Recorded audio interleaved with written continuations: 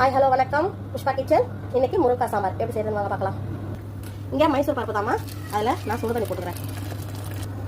ஒரு கட்டி பூண்டு, ஒரு 2 தக்காளி, மிளகாத்தூள், மஞ்சத்தூள், மல்லித்தூள், ஜீரகத்தூள், பிளாக் பெப்பர் எல்லாத்தையுமே ஒன்றா நான் பருப்புலேயே போட்டுடுவேன். ஒரு 4 பச்சை மிளகாய் போட்டுக்கிறேன், பெரிய மிளகா. பருப்பு நல்லா வெந்து குழஞ்சி வரட்டுமா.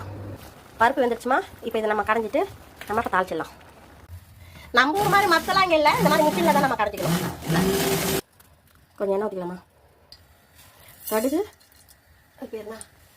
கடுகு ஜீரகம் தாளிக்குமா. கடுகு போட்டுட்டு கரைக்கலாம்.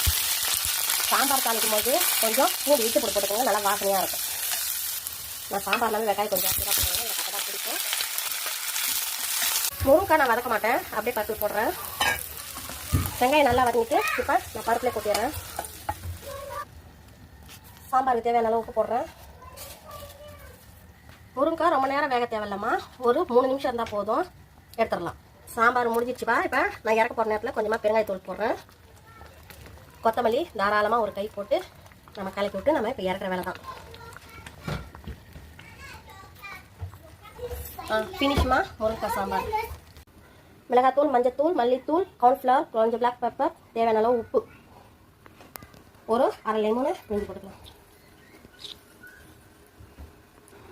கொஞ்சமாக ஆயில் போடுறேன், நல்லா மிக்ஸ் பண்ணிக்கோங்க.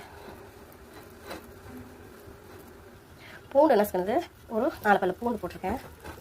இப்போ மீனில் நல்லா மசாலா தடவி ஒரு 1/2 மணி நேரம் நம்ம ஊற வச்சுருவோம். நல்லா கலந்து வச்சாச்சு, ஒரு 1/2 மணி நேரம் ஊறட்டுமா. நம்ம மீன் வறுத்துக்கலாம். மீன் வறுத்து கொஞ்சம் எண்ணெய் போடுவோம்.